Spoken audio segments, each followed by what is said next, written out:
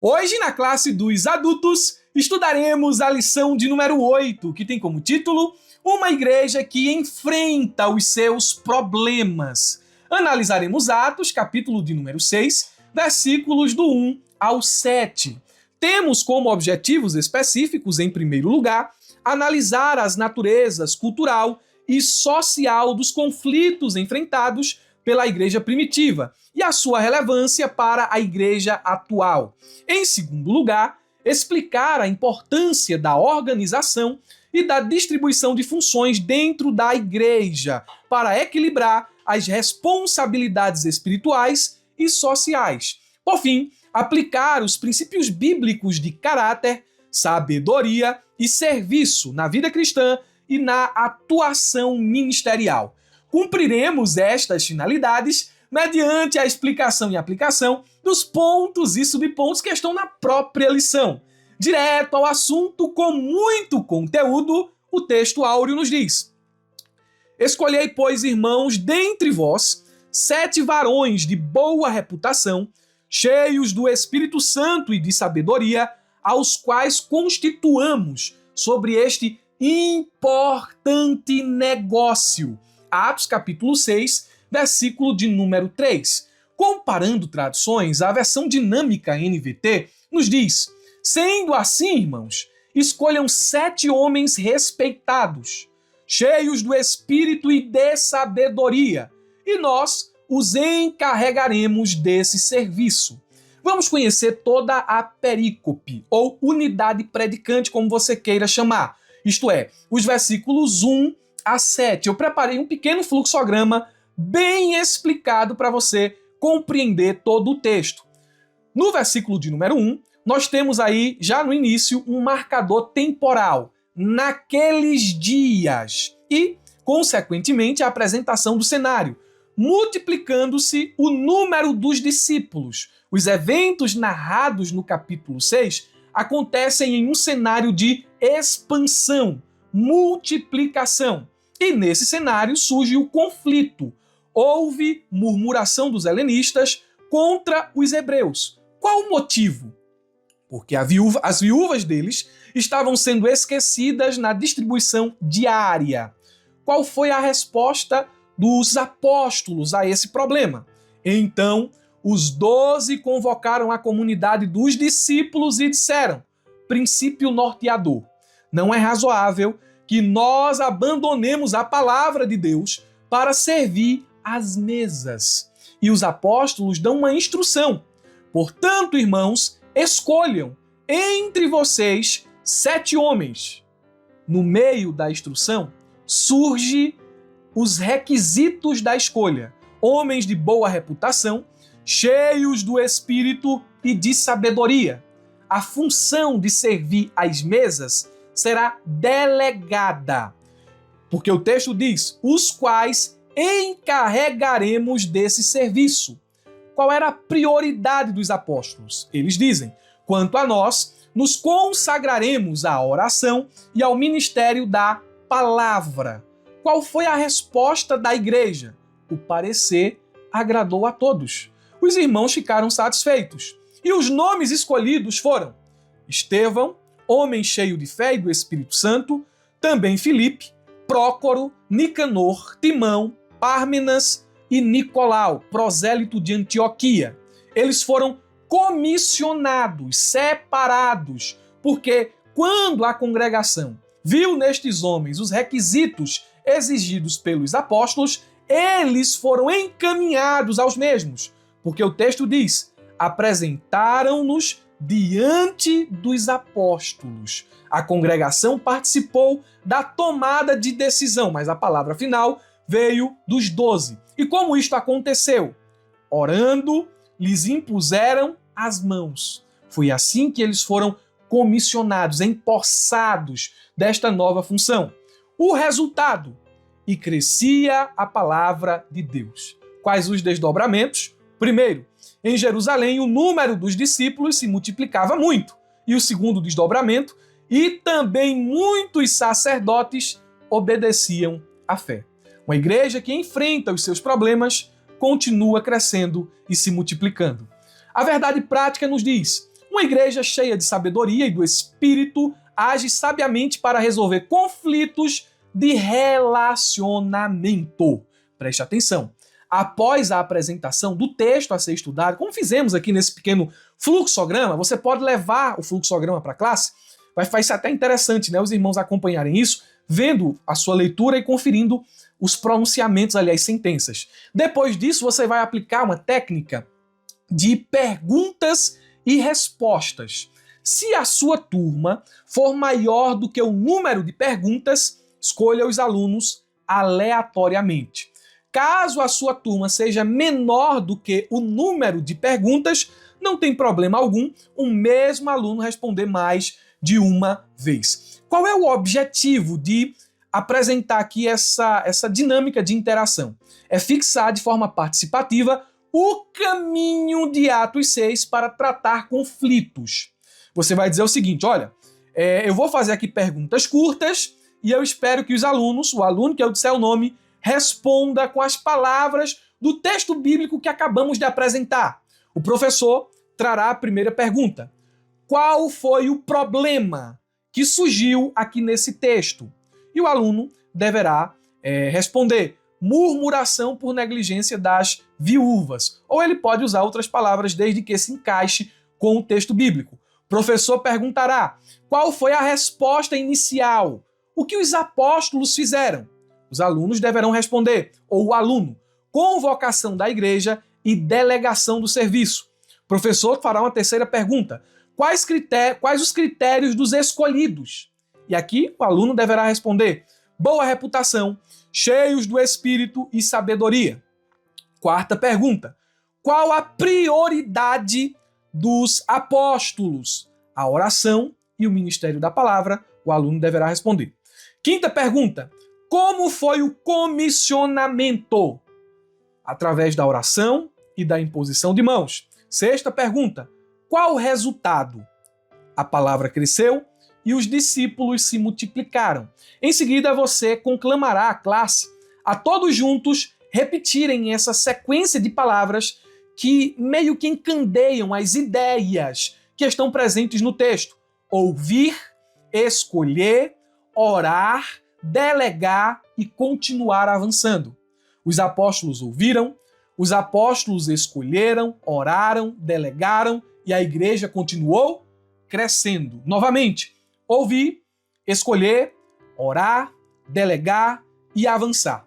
Vamos à exposição dos pontos e subpontos que estão na lição. Quero pedir aos meus irmãos do YouTube que curtam, comentem e compartilhem. Estou deixando, como sempre faço, na descrição do vídeo, um link azul para que você faça o download do material que utilizo como roteiro para esta aula de forma gratuita. Há uma diferença entre o subsídio que eu posto no YouTube e o subsídio que eu posto na plataforma da ferramenta EBD. O subsídio do YouTube ele vai ter mais ou menos 10 páginas. O da plataforma da ferramenta EBD, nesse aqui em específico, terá mais ou menos umas 20 a 25 páginas. Então, a plataforma da ferramenta tem muitos outros recursos que aqueles que assistem só pelo YouTube não têm acesso. Por exemplo, temos cursos de capacitação para professores da escola dominical, curso de oratória, curso de leitura e afins. Esses cursos estão lá para que o professor ele lapide as suas habilidades a fim de ministrar uma aula inesquecível. Além disto, temos também na plataforma da ferramenta EBD fluxograma, slides, dinâmicas, motion, narração profissional, imagens trabalhadas para envolver os alunos durante todos os dias da semana, de segunda a sábado, e uma infinidade de outros recursos mais. De modo que a plataforma da ferramenta EBD é o local onde o professor da escola dominical encontra tudo o que precisa em um só lugar. Vou deixar aqui também na descrição do vídeo o link para você conhecer a plataforma da ferramenta EBD. Ponto de número 1, a identificação do conflito. Subponto 1, conflito de natureza cultural. Diz a lição. Lucas cita um conflito entre os gregos e hebreus. Atos capítulo 6, versículo 1, a parte A. A referência neste texto aos gregos está relacionada aos judeus helenistas, isto é, que haviam emigrado para outros países e que, por conta disso, falavam somente a língua grega. Por outro lado, o termo hebreus era uma referência aos judeus de Jerusalém, que se comunicavam principalmente em hebraico ou aramaico.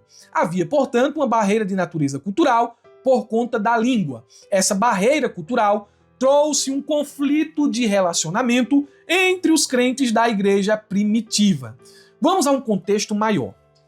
Olhando para os fatos estudados até aqui, capítulo 1 ao capítulo de número 5, nós temos uma igreja centrada em Jerusalém.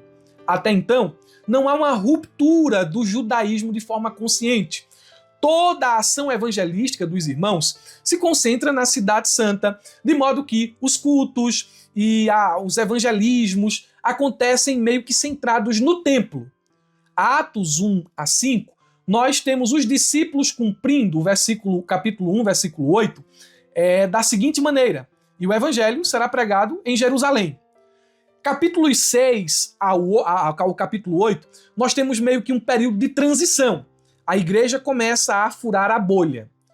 Por meio da perseguição, acontece uma diáspora e os irmãos são espalhados para todos os lugares do mundo.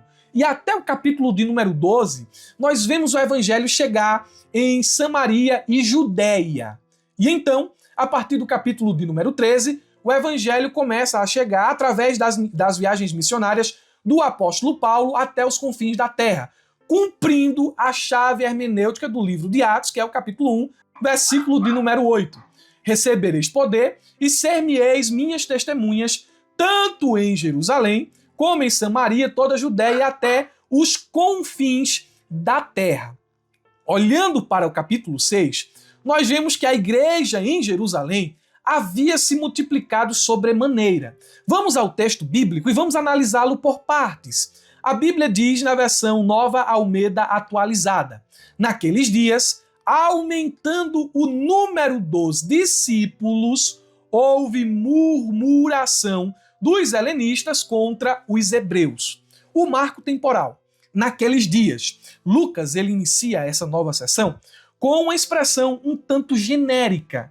Esse marcador temporal não traz nenhuma especificidade a fim de que a gente entenda de forma exata qual foi o período que esses eventos aconteceram. Mas cruzando informações e analisando o livro de Atos e o progredir, o desenvolver da narrativa, é possível levantar aqui uma suposição. Os eventos do capítulo de número 6 acontecem mais ou menos 5 anos depois do evento de Pentecoste. E perceba que Lucas faz questão de demonstrar que o número dos discípulos estavam aumentando. O contexto era de crescimento. Alguns comentaristas, principalmente comentários exegéticos de língua inglesa, trazem a sugestão, a conjectura de que a igreja em Jerusalém tinha mais ou menos nessa época aqui 20 mil membros.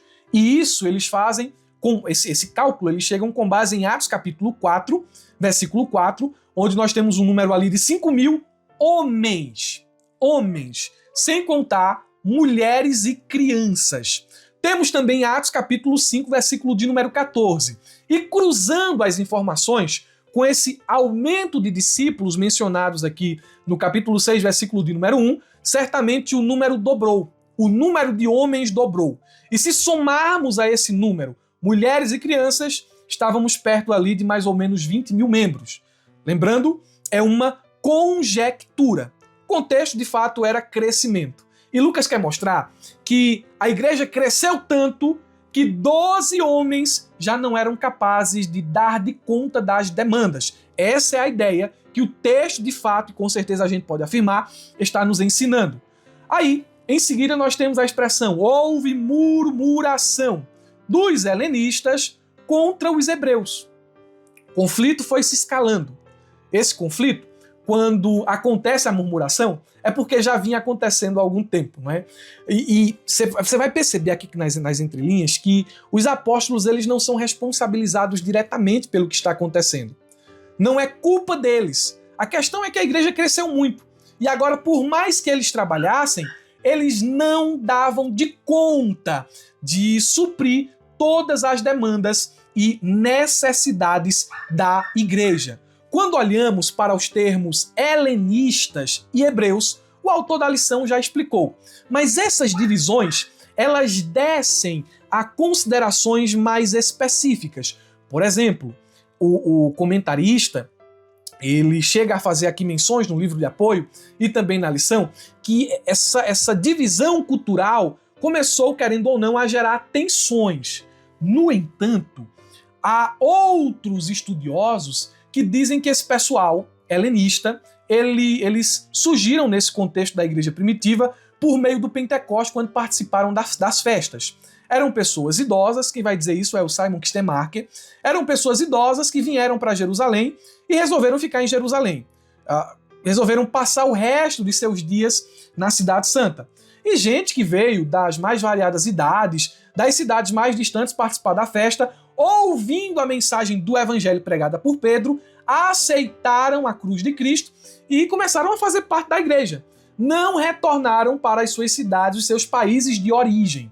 Essas pessoas, por viverem muito tempo longe de Jerusalém, elas foram helenizadas.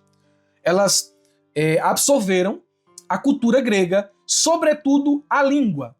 Quando elas congregavam nas suas sinagogas de origem, elas tinham sinagogas específicas, porque a divisão cultural era tamanha nos seguintes aspectos. Não falavam a mesma língua, o hebraico e o aramaico, então eram sinagogas diferentes. Eles tinham o costume de usar a Bíblia Septuaginta, que é uma tradução do Antigo Testamento hebraico em grego. E essas diferenças, mesmo após esse pessoal aceitar Jesus como seu Salvador, essas diferenças permaneceram na igreja. Não foi problema nenhum, porque a igreja ela é plural. A igreja tem gente de todas as nações, todas as culturas, todas as tribos, línguas. Então a igreja é plural. Naquele primeiro momento, a igreja ela já contava com essa pluralidade. Os apóstolos, eles lidavam com isso. Haviam pessoas de língua grega e haviam pessoas de língua hebraica, ali, o aramaico. O problema é que esse número menor, que representava os helenistas, eles começaram paulatinamente a serem esquecidos nas divisões dos víveres. As viúvas dos helenistas estavam sendo esquecidas. Problema: murmuração. Então nós conseguimos aqui ver o problema. Eu tenho algumas implicações para a gente encerrar o subponto 1. Primeiro, cresce a igreja, crescem os problemas. Quando uma igreja atravessa problemas sérios, essa fase, embora desafiadora, também abre inúmeras oportunidades para líderes e membros. As dificuldades podem servir como ocasião para avaliar a saúde do ministério, examinar as práticas em andamento e identificar mudanças necessárias. O que eu quero dizer com isso? Diante de um problema, a igreja não se engessou. Os apóstolos não vendaram os olhos. Os apóstolos não trataram a murmuração que estava surgindo como algo irrelevante. Pelo contrário, eles viram aquilo como uma oportunidade de se reinventar, de se reestruturar, de fazer algo diferente a fim de que a igreja continue avançando. Em segundo lugar, trago aqui outra implicação: a necessidade de reajuste, sem perder a essência para continuar crescendo. Escute o que eu vou dizer aqui, porque é muito sério. Nenhum ministério ou organização deve presumir que seu êxito continuará indefinidamente sem ajustes ou intervenções. Pelo contrário, é necessário avaliar regularmente a vida e o ministério para poder reconhecer e preservar o que é valioso, ao mesmo tempo em que se corrigem rumos e se implementam melhorias. Ninguém vive das vitórias do passado. Aquilo que deu certo lá atrás pode não estar dando certo hoje, agora, e ser um motivo de a igreja não estar avançando, de a igreja estar enfrentando problemas. Erroneamente, se usam textos como, por exemplo, o texto de Provérbios: não removam os marcos antigos. Aí se usa esse texto para defender o tradicionalismo, as tradições, aquilo que foi implementado lá no começo e que não pode ser mudado. Mas nem sempre aquilo que foi implementado lá no começo daria certo agora. O mundo mudou. Não é que a igreja vai mudar a sua essência. Não é que a igreja vai chegar aos extremos que a gente vê aí no neopentecostalismo e nesse negócio de mudar as características, né? Botar jogo de luzes, se tornar mais parecida com o mundo. Mas há detalhes em que a igreja precisa, de fato, se atualizar. Não é atualizar a mensagem bíblica, não é atualizar-se em relação ao secularismo e seguir as tendências do mundo, não. Mas há coisas que hoje a gente não pode tratar como foi tratado no passado. Por exemplo, quem é louco de pregar contra a televisão hoje? Quem é louco de pregar contra o rádio hoje? Da mesma forma, ninguém vai pregar contra a internet. Ninguém vai pregar contra a inteligência artificial. Veja que o discurso ele já é mais maduro. Como a gente pode usar isso para benefício do reino? Então há detalhes que uma igreja enfrenta quando ela vai crescendo que precisam de reajustes. O tempo vai mudando e se a igreja permanecer nas mesmas estratégias do passado, ela não vai alcançar as pessoas dos dias de hoje, as pessoas do presente. Alguns reajustes, eles são, sim, necessários para que a igreja continue avançando. Mudança é ruim, né? Ninguém gosta de mudança no princípio. Mudança é sempre ruim. Mas é necessário mudar, ok? Progredindo. Conflito de natureza social. A lição diz, Lucas explica que, em razão daquela diferença cultural, as suas viúvas eram desprezadas no ministério cotidiano. Aqui fica evidente a natureza social do problema. As viúvas de fala grega estavam sendo negligenciadas na distribuição diária. O conflito se instalou e precisava de solução. Fica em evidência que a igreja não é só um organismo, ela é também uma organização. Ela tem sua esfera espiritual, mas também social. Era, portanto, essa parte social que estava em desequilíbrio e precisava de cuidados. 2 fatos devem ser explicados nesse subponto. O problema da igreja primitiva e a realidade da igreja como organismo e organização. Quanto ao problema, ele já nos foi apresentado. Já conhecemos o problema. O texto, ele apenas constata que a viúva dos judeus de fala grega sofriam negligência sem atribuir culpa direta aos apóstolos. E aqui está o problema da sobrecarga. Os apóstolos estavam sobrecarregados. Ecoa aqui, ou pelo menos na minha mente, ecoa, né, me faz lembrar o problema de Moisés liderando o povo de Israel lá no deserto. Durante o dia até a noite era Moisés atendendo o povo e não dava de conta. Seu sogro Jetro se aproximou dele e disse, tu vai morrer. Tu vai se acabar. Se tu não descentralizar, se tu não preparar outras pessoas, se tu não confiar responsabilidades a outros, tu vai morrer e o povo vai perecer. Ninguém faz tudo dentro da igreja. Os apóstolos, com o crescimento, com a expansão, estavam aprendendo esta verdade. Eles não poderiam ser o centro de tudo. Responsabilidades precisam ser delegadas. E é o que acontece aqui. De forma parecida com o que aconteceu com Moisés, acontece nesse momento com os apóstolos. Olhando para a realidade da igreja como organismo e organização. Vamos separar aqui as coisas. Não romantize. A igreja é um organismo. Como organismo, ela é o corpo de Cristo, santa, imaculada, perfeita. Mas como organização, meu Deus do céu, a igreja tem defeitos. A igreja precisa, a todo momento, estar se ajustando. Pare de romantizar as coisas. Espiritual, a igreja também tem um CNPJ. E ela não pode fugir disso. Ela é obrigada a ter CNPJ, a ter uma natureza jurídica. A igreja local como organismo, ela vive, nasce, cresce, se multiplica em outras igrejas. Como organismo, cada membro é um discípulo que gera outros discípulos, contribuindo com sua parte para a edificação do corpo, pregando, ensinando, acompanhando, exortando, orando e corrigindo quando necessário. Nesse organismo, a comunhão e o relacionamento entre os membros, exige mutualidade de sentimentos e atitudes. E é nesse espírito que os membros devem amar uns aos outros, suportar-se mutuamente, levar a carga uns dos outros, ajudar e edificar uns aos outros, pois todos fazem parte de um mesmo corpo e são membros entre si. Além disso, como organismo, a igreja é descrita nas Escrituras como noiva de Cristo, a lavoura de Deus, o edifício dos santos, composto por pedras vivas, organismo.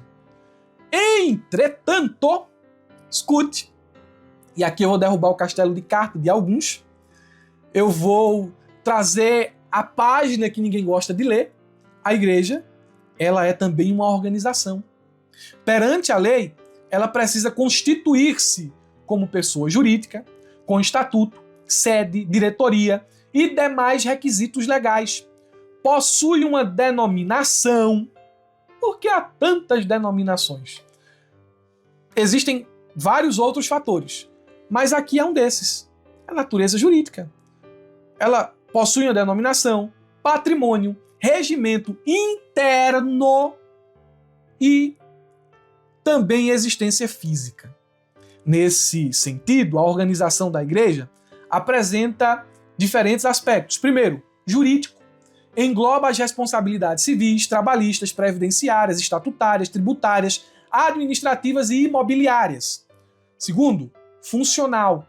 Refere-se a todas as atividades e departamentos da igreja, como escola dominical, evangelismo, louvor, ciclo de oração, entre outros. Eclesiástico. Abrange a estrutura hierárquica que inclui líderes espirituais, como pastores, presbíteros, diáconos, responsáveis pela orientação espiritual e pastoral da igreja. Litúrgico. Diz respeito à ordem específica de culto e liturgia estabelecida para reuniões regulares, incluindo a celebração das ordenanças. Também um aspecto administrativo. Envolve o sistema de gestão financeira para administrar doações, despesas e investimentos relacionados às atividades e programas da igreja, seguindo normas administrativas e contábeis. A igreja é um organismo e uma organização. Vamos às implicações. Primeira, as viúvas helenistas estavam sendo negligenciadas. Isso não significa que havia má intenção, mas mostra que a estrutura de cuidado da igreja primitiva não era perfeita. Já nos seus dias, aí você quer cobrar a perfeição de sua igreja? A igreja não pode agir fora da lei, não pode agir de forma pecaminosa. Mas dizer que não há imperfeição na administração, aí é demais, aí é ser radical demais. Nenhuma igreja, por mais piedosa ou doutrinariamente correta que seja, está imune de falhas humanas. De jeito nenhum. Quando surgem os problemas, o que é que os membros devem fazer? Eles devem identificar o problema e ter uma postura de maturidade. Levar o problema ao diálogo e não ficar murmurando. Ah, irmão Murilo, é fácil dizer, o membro tem que fazer isso. Agora, qual é a postura do líder? E aqui está o problema. Porque os líderes se acham intocáveis. Os líderes se acham imunes a qualquer dificuldade que surja no meio da igreja. Surgiu na igreja o problema do povo aí, o povo tem que obedecer, o povo tem que seguir, o povo tem que ouvir. Não é um regime ditatorial. Não. Olhando para o texto, olhando para a Bíblia, nós aprendemos que mesmo os apóstolos, não sendo culpados sei lá, não é necessariamente culpa dos apóstolos, a igreja que eles não estavam dando de conta, mesmo não sendo uma culpa intencional, a palavra é essa, né? Mesmo não esquecendo por intencionalidade, sendo uma negligência devido ao crescimento, eles estavam sujeitos a ouvir. E eu aprendo aqui que a negligência involuntária também precisa ser corrigida. Quanto mais aquela negligência consciente. Ouvir os que se sentem esquecidos é parte do pastoreio. Não podemos esquecer isso. Uma segunda implicação. Uma igreja que cresce precisa revisar continuamente sua estrutura administrativa e ministerial. Por quê? Boas intenções não são suficientes sem boa gestão. Não adianta dizer eu amo a igreja, eu amo a igreja. Boa intenção não basta. Você precisa continuamente está melhorando a estrutura administrativa e ministerial, em todos os aspectos. E, sobretudo, nesses últimos dias, eu tenho que dizer isso aqui, principalmente na transparência. Transparência. Transparência. Repito aqui o que eu vou dizer. Pastor, ele não pode ser um ditador. Ele é um pastor. Ele cuida de ovelhas. E as ovelhas são, em última instância, do sumo pastor. E ele deve cuidar com amor. Não espancando, não impondo de forma unilateral, forçando-as. Não. Em amor. Foi o que os apóstolos fizeram. Subponto 3, qual é a prioridade? A lição diz, é muito comum a ideia de que o cristão deve cuidar apenas da esfera espiritual e negligenciar a social. Cria-se dessa forma um entendimento nada bíblico de que a primeira deve ser privilegiada e a segunda negligenciada. O texto bíblico diz, então os 12, capítulo 6, versículo 2, convocaram a comunidade dos discípulos e disseram, não é correto que nós abandonemos a palavra de Deus para servir às mesas. Vamos por parte. A expressão os 12 aparece uma única vez aqui no livro de Atos nessa passagem. Dá-se a entender que os apóstolos, os 12, com Matias, estavam ali até então unidos, liderando a igreja em Jerusalém. Depois, Lucas vai utilizar apenas a expressão apóstolos, o que dá a entender que alguns dos apóstolos se espalharam, tomaram rumos diferentes. A tradição vai dizer que uns foram para países longínquos e aí por aí vai. Mas, depois do capítulo 6, a gente entende que eles se espalharam, permanecendo apenas alguns apóstolos em Jerusalém, os quais são citados ao longo do livro de Atos. Em segundo lugar, nós temos os apóstolos convocando. Eles convocaram.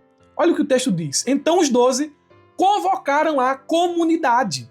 Aqui não é um detalhe secundário. Essa expressão convocar revela muito sobre o padrão de liderança da igreja em Jerusalém. Os 12 eles têm autoridade para convocar a igreja, orientar uma ação e definir critérios. Mas eles não fizeram isso de forma unilateral. Fizeram à vista de todos.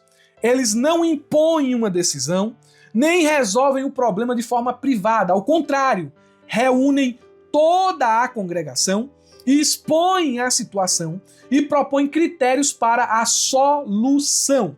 A decisão final, ela será aprovada por todos, como vemos no capítulo de número 5. E isso revela uma liderança que é pastoral, é participativa e transparente.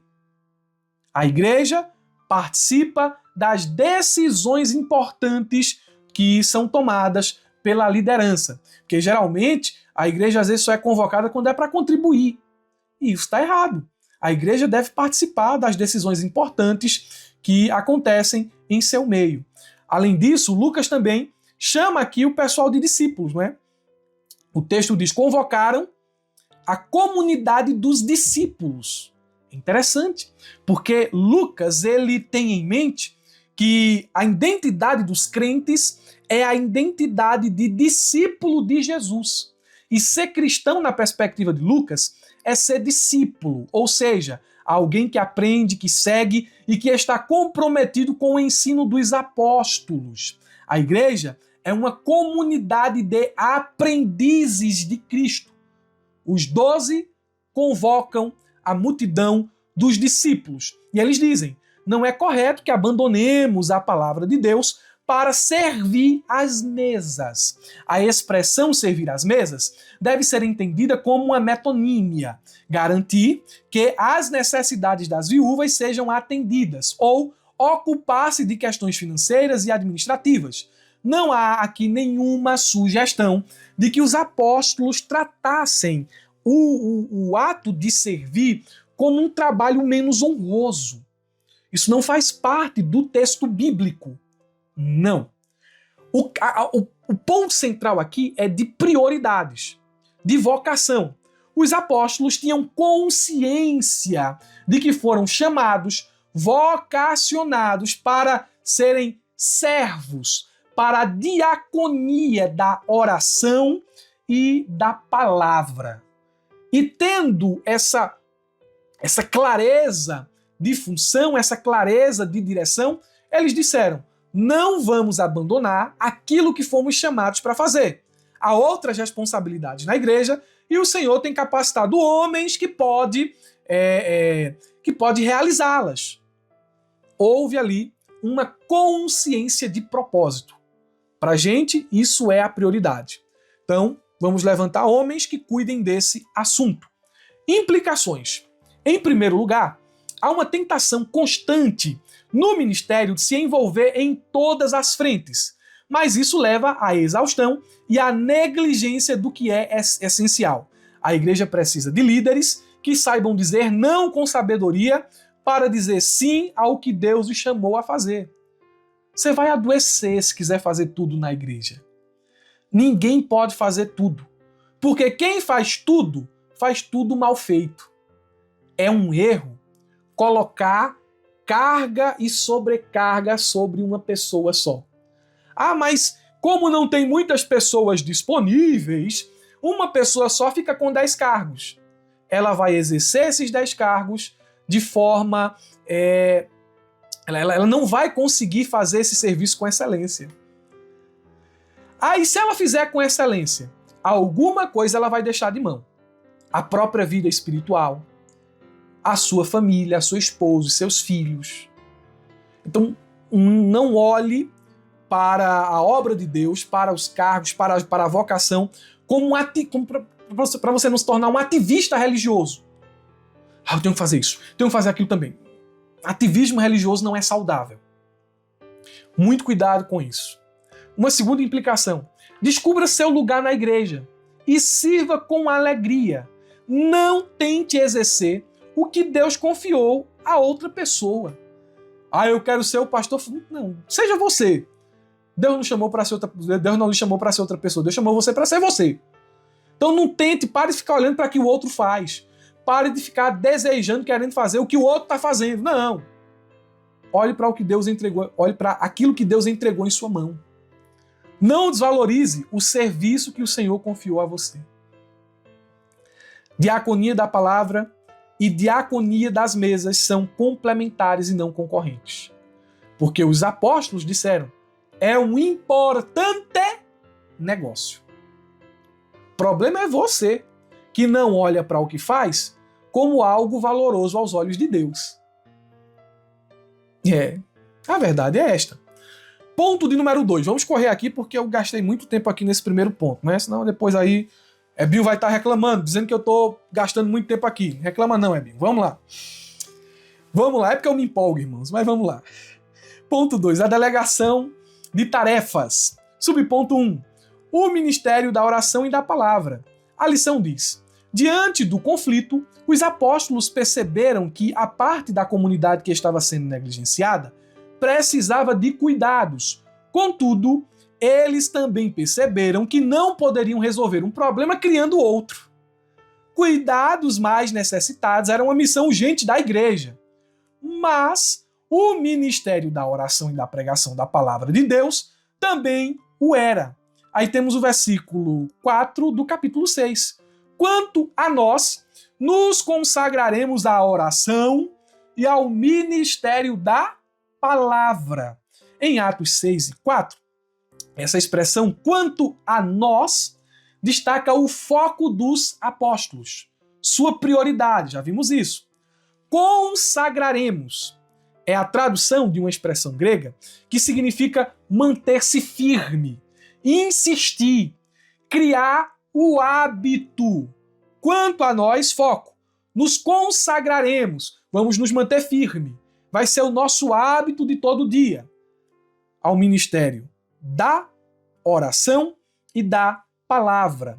A mesma postura aparece em Atos 1 e 14, em 2 e 42. A igreja perseverava em oração e no ensino. A oração e a palavra não eram eventos ocasionais, mas disciplinas regulares na agenda da igreja. Os crentes de Jerusalém liam Bíblia, porque a liderança lia Bíblia. Hoje temos uma liderança que não lê Bíblia. Hoje temos uma liderança fraca em doutrina, fraca em teologia. E qual é a consequência disso? Pessoas também deficientes no conhecimento das verdades bíblicas. Porque líderes ignorantes em relação à palavra formam pessoas também ignorantes. E esse discurso está ultrapassado, de que teologia esfria crente. De jeito nenhum. Teologia apaga fogo de palha. Teologia abre os olhos da igreja. O problema é que, em muitos lugares, é mais conveniente que os irmãos sejam leigos e estejam de olhos fechados quanto à verdade bíblica, a fim de serem manipulados por qualquer palavra sem fundamento. Crie o hábito de ler a Bíblia. Se você é professor da escola dominical, é sua obrigação. Se você é crente, é sua obrigação. Se você é discípulo de Jesus, é sua obrigação conhecer a palavra de Deus. Eles se dedicaram ao ministério da oração e da palavra. A oração, no texto em apreço, refere-se a manter comunhão constante com Deus, interceder pela igreja, buscar direção e poder espiritual. A palavra deve ser entendida como a responsabilidade de anunciar com fidelidade o evangelho, ensinar a doutrina e orientar o povo de Deus no caminho da verdade. Subponto 2. Não há conflitos entre tarefas. E a lição diz: não podemos ler Atos, capítulo 6, como se o ministério da oração e da pregação estivesse em oposição com o ministério de serviço social. Não há essa contradição, onde um é considerado mais espiritual e outro menos. Tudo faz parte de uma única missão da igreja.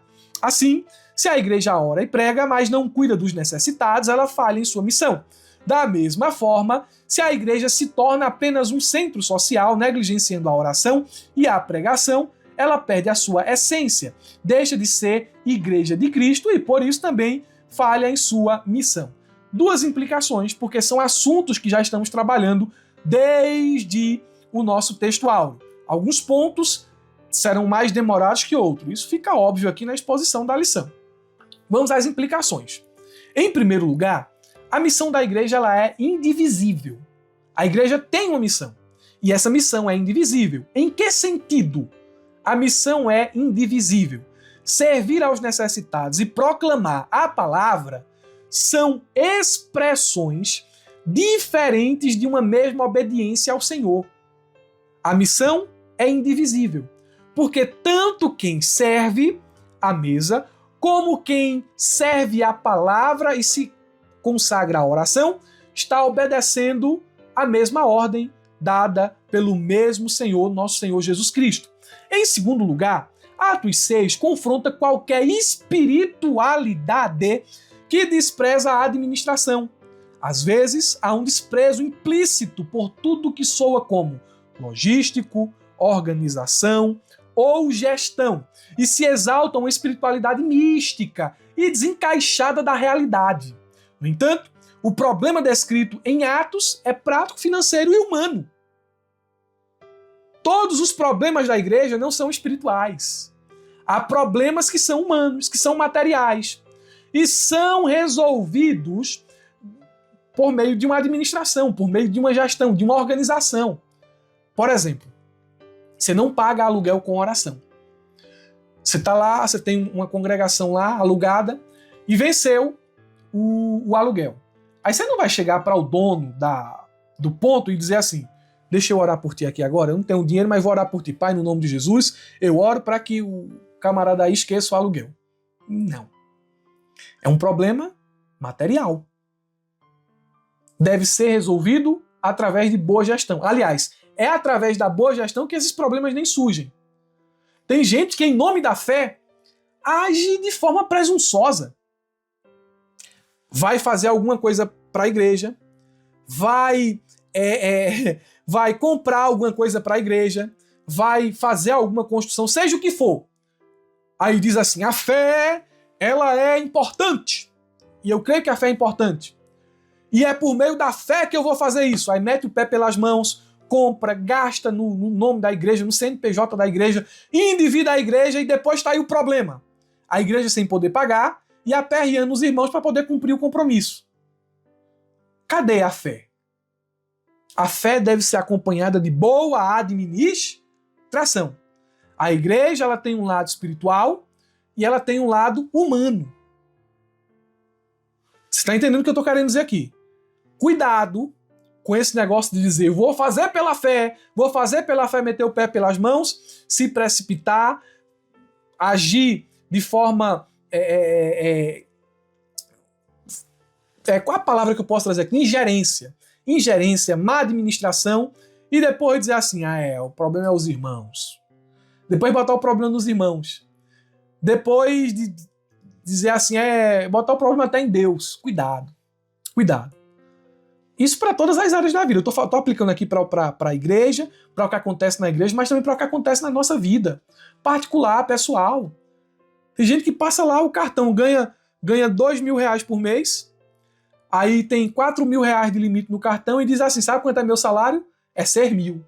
Aí gasta 6 mil naquele mês e no próximo mês como é que vai pagar? Aí vai orar, vai pro ciclo de oração, vai pedir ajuda, vai chorar, vai entrar em depressão. Minha fé. Não, Deus não tem nada a ver com isso, foi má gerência, má administração. Então, fica aqui uma boa lição, né? Subponto 3, a diaconia. Ponto polêmico. Mas vou correr aqui porque o tempo não permite que eu me demore tanto. A lição diz: o parecer dos apóstolos foi que eles constituíssem pessoas habilitadas sobre o que eles denominaram de importante negócio, capítulo 6, versículo 3. E, portanto, uma referência ao serviço, ou diaconia, identificado no versículo 3 como servir às mesas. A palavra diaconia tem a ver mais com função do que com a forma. Assim, Atos 6, o que está mais em destaque é a função exercida pelos 7 do que o cargo ou ofício ocupado por eles. Vou fazer uma afirmação chocante aqui. Escute o que eu vou dizer, mas antes deixe-me introduzir esse subponto com as palavras do saudoso pastor Severino Pedro da Silva, que dizia que a igreja se ergue sobre 7 colunas, que são firmadas em Cristo e edificam a comunidade. Essas colunas são os cinco dons ministeriais de Efésios 4, versículos do 1 ao 12, o apóstolo, o profeta, o evangelista, o pastor e o mestre, e as 2 funções eclesiásticas, os presbíteros e os diáconos. São fundamentos que a igreja está ali tem como coluna, está firmada. Olhando para o diácono em específico, eu tenho algo a dizer. Todo crente, sem exceção, deve exercer a diaconia na igreja. Não devemos cair no erro de pensar que o serviço que sustenta o bom funcionamento da igreja deve ser dever exclusivo dos oficiais, dos diáconos. Por exemplo, ajustar o relógio que quebrou, acolher na portaria as pessoas que estão chegando enquanto o escalado ele não chega, anotar o nome dos visitantes, lá pela casa de culto, pela igreja e as outras tarefas que pertencem ali à igreja. Isso aqui é coisa do diácono, isso aqui é coisa dos obreiros. Não. A diaconia, o serviço, é um dever de todos os crentes.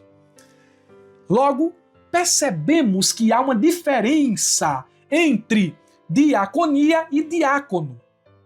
Diaconia é o serviço cristão que todos devem realizar.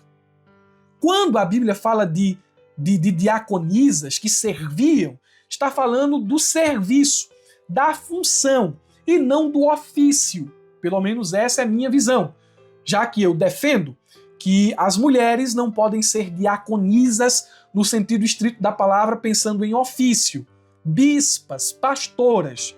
Não entendo que a Bíblia dá margem para uma liderança feminina em cargos de supervisão, de dirigir igreja.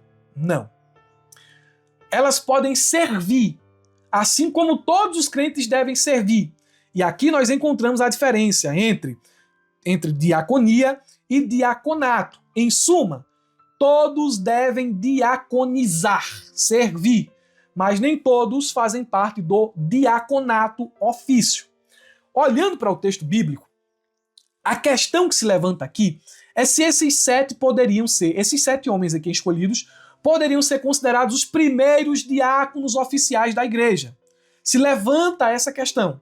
Eu defendo que, embora eles tenham exercido algumas funções semelhantes à dos diáconos posteriores, e formas da palavra grega diáconos, servos, sejam usadas para descrever o ministério desses homens aqui, a função que esses homens passaram a exercer, considerá-los como titulares de um cargo formal é anacrônico.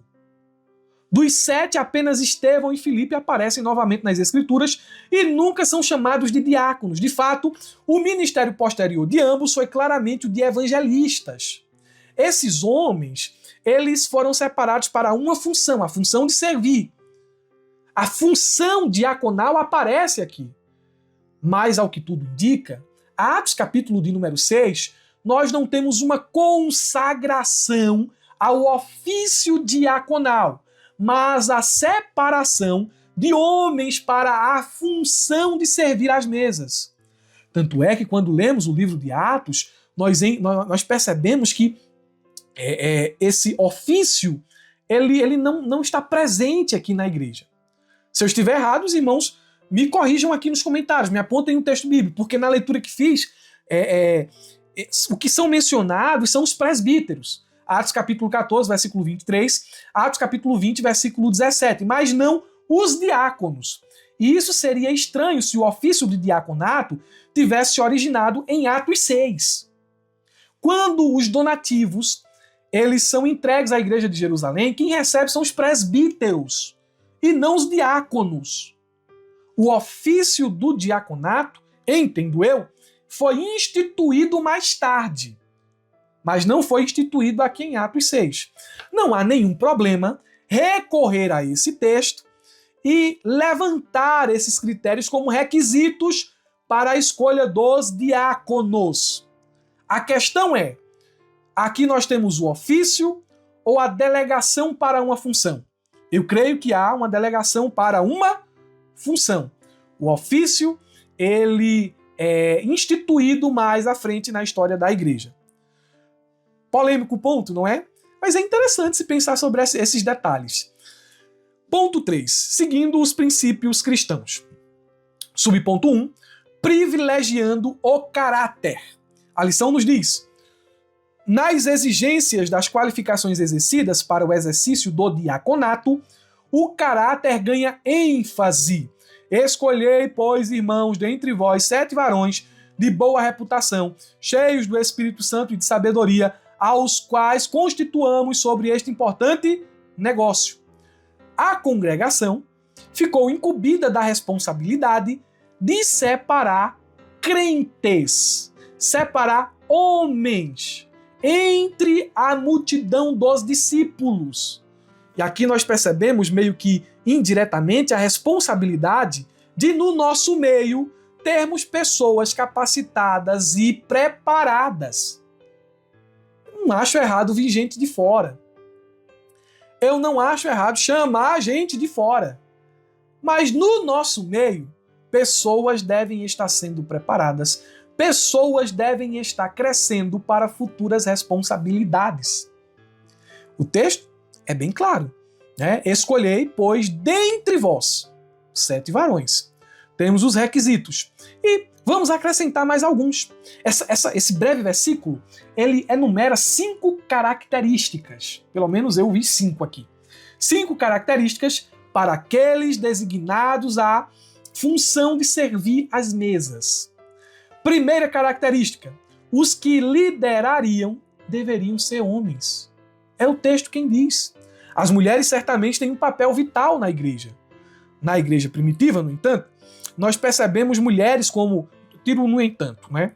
Na igreja primitiva, mulheres como Dorcas, Lídia, Febe, Priscila e as filhas de Filipe foram grandemente usadas por Deus. No entanto, agora no entanto cabe, o plano divino para a liderança da igreja é que os homens assumam os papéis de direção. Textos: 1 Coríntios 11, versículos 3, 8 e 9, 14, capítulo 14, versículo 34, 1 Timóteo, capítulo 2, versículos do 11 ao 12. Em Atos 6, foram escolhidos homens para liderar o serviço nas mesas.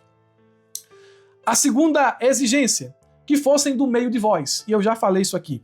Isso indica mais do que o óbvio, fato de que líderes devem ser crentes. Significa que a igreja deve buscar desenvolver sua liderança dentro de sua própria comunidade. Terceira exigência, boa reputação. Pessoas de integridade. Já que essas pessoas, esses homens, iriam mexer com dinheiro, com donativos, não podia ser gente de caráter duvidoso. Pessoas de caráter duvidoso não podem fazer parte do ministério. Cedo ou tarde, problemas surgirão. E isso em todas as áreas, sobretudo na área moral. Terceira exigência, cheios do Espírito Santo.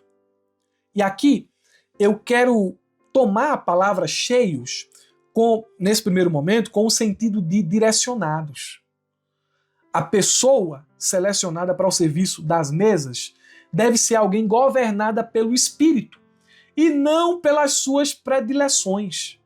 Aí eu gostei desse, mas não gostei desse. Então eu vou servir o que eu gostei e vou deixar isso aqui que eu não gostei de lado, não. Deveriam ser homens governados pelo Espírito e não por suas vontades, por seus gostos e por seus desejos. E a quinta exigência, cheios de sabedoria.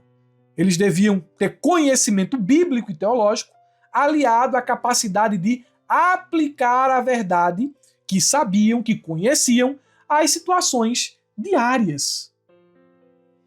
Uma união de conhecimento e prática. São as exigências postuladas aqui. É triste ver e perceber que essas exigências elas são negligenciadas no momento da escolha. É triste quando uma pessoa é separada para um ofício de diácono, de presbítero, de evangelista, de pastor e de bate-pronto a igreja reprova. E fulano, a igreja reprova. Às vezes os critérios são: tá precisando, vamos levantar. Ou às vezes o critério é: eu quero, sou eu quem escolho, então vai. E não é o critério bíblico. Acontece? Você acha que isso acontece? Acontece. Vamos ao subponto 2 e vamos encerrar. Exercitando os dons. A lição diz: essas pessoas encarregadas da diaconia da igreja, além da exigência de boa reputação, deviam ser cheias do Espírito Santo e de sabedoria. Defender a boa ortodoxia, isto é, a doutrina correta, era importante, mas incompleto. Era necessário que essas pessoas fossem cheias do Espírito Santo e de sabedoria. É possível uma pessoa ser ortodoxa, eticamente irrepreensível, contudo, não ser quebrantada e nem possuir fervor espiritual. Da mesma forma, é possível uma pessoa exercitar os dons espirituais, contudo, não ter sabedoria nenhuma. Uma coisa não pode funcionar sem a outra. O ideal de Deus é que o cristão viva corretamente, exercitando os dons espirituais com sabedoria no exercício da diaconia. Aqui, como o texto já foi explicado, trago apenas implicações. Primeira, como pentecostais, valorizamos profundamente a experiência com Deus e a manifestação dos dons espirituais. No entanto, não podemos permitir que essa experiência seja divorciada de uma fé sólida e de um ensino fiel às Escrituras. Se os pregadores pentecostais de nosso tempo não atentarem para essa verdade, haverá um êxodo no pentecostalismo. Esse negócio de a igreja do reteté, Esse negócio de experiência, é poder, é só isso, é só movimento. Isso não vai sustentar os crentes. O pentecostal de verdade é um pentecostal que ama a palavra. É um pentecostal que prega a cruz. É um pentecostal que traz no seu bojo de qualidades a disciplina de ler a Bíblia, de estudar. E não só de gritar, de orar, de fazer zoada, de fazer barulho. Diga amém por isso. Diga amém. Né? A verdade ou a verdadeira liderança espiritual mantém a chama acesa, mas também preserva a sã doutrina como fundamento inegociável. Ponto. 2. Busque diariamente a plenitude do Espírito para servir. Não se contente em servir apenas com habilidade ou boa vontade. Como pentecostal, ore, se consagre.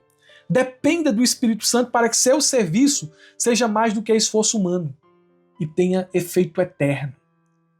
Ore para que os dons se manifestem na sua vida, no seu ministério, para que você seja usado poderosamente por Deus. Cremos, devemos viver os dons, os milagres, a atuação sobrenatural. Por fim, os dons são para edificar, não para se promover. Quando o Espírito usa alguém através dos dons espirituais, ele o faz para o bem da igreja. Sirva de forma humilde, deixando que Cristo seja exaltado. E você vai ver a coisa dando certo. O grande é Ele. Uma igreja, concluindo, que enfrenta os seus problemas, inevitavelmente, conforme o texto diz, e vimos lá no texto áureo, é uma igreja que continua crescendo. E cresce porque ela vai se ajustando. E cresce porque ela vai não perdendo a essência, né? Não perdendo a essência, mas ela vai cada vez mais se estruturando no seu aspecto espiritual e administrativo. E assim o povo de Deus vai sendo abençoado e edificado. Queridos irmãos, Deus abençoe a todos. Espero que você tenha ficado até o final. Quem foi que ficou até o final? Coloca aí um amém para me ver. Nos ajuda, irmãos, tá bom? Um ótimo final de semana. Uma ótima aula de escola bíblica dominical. Olha para mim. Não se esqueça, abra a jaula.